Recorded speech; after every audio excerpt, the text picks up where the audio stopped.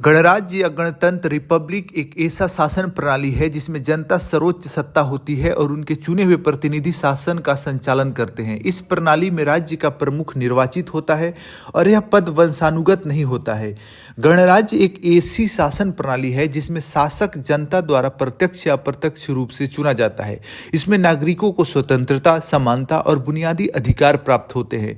गणराज्य के मुख्य तत्व क्या क्या है? पहला है लोकतंत्र, जिसमें जनता को अपने प्रतिनिधि चुनने का अधिकार होता है।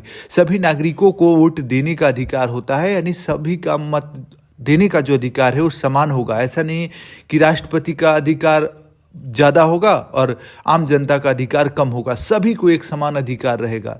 दूसरा है संविधान का अस्तित्व। एक लिखित संविधान होता है जो देश की शासन प्रणाली और नागरिकों के अधिकारों को परिभाषित करता है। इसमें संविधान ही सर्वोच्च होता है।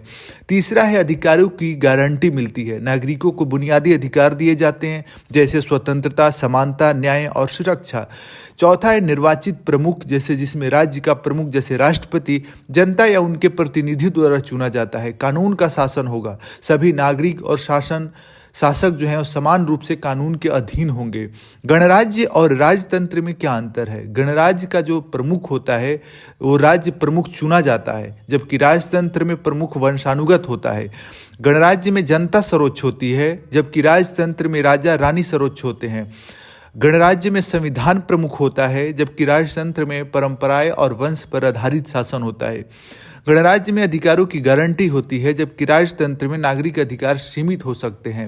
बहुत पहले राजतंत्र का बोलबाला पूरे दुनिया में कई देशों में था, लेकिन अब गणराज्य का, गणतंत्र का, लोकतंत्र का वर्चस्व पूरे दुनिया में है। भारत एक गणराज्य के उदाहरण के तौर पे देख लीजिए। जैसे भारत एक संविधान प्रदत्त गणराज्य है, जिसका अर्थ है कि यहाँ पर संविधान सर्वोच्च है। जनता के प्रतिनिधि संसद और अन्य संस्थाओं में निर्वाचित होते हैं।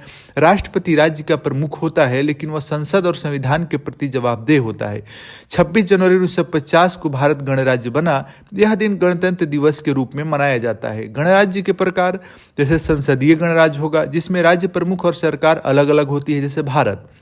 और राष्ट्रपति प्रणाली, जिसमें राज्य प्रमुख और सरकार का प्रमुख एक ही व्यक्ति होता है, जैसे अमेरिका। गणराज्य के फायदे क्या क्या हैं? जनता की भागीदारी इसमें है। हर नागरिक को शासन में हिस्सा लेने का मौका मिलता है। समानता है, सभी नागरिक कानून के सामने समान होते हैं। उत्तरदायित्व, जैसे शासकों को जनता के प्रति जवाबदेह होना पड़ता है। शक्तियों का संतुलन होता है। विभिन्न संस्थाओं के बीच शक्ति का वितरण होता है। प्रमुख गणराज्य के कौन से देश हैं? बहुत सारे हैं, जैसे भारत हो गया, अमेरिका हो गया, फ्रांस, जर्मनी, दक्षिण अफ्रीका इत्यादि। तो निष्कर्ष में हम कह सकते हैं कि गणराज्य प्रणाली में नागरिकों की भागीदारी, स्वतंत्रता और समानता पर विशेष जोर दिया जाता है।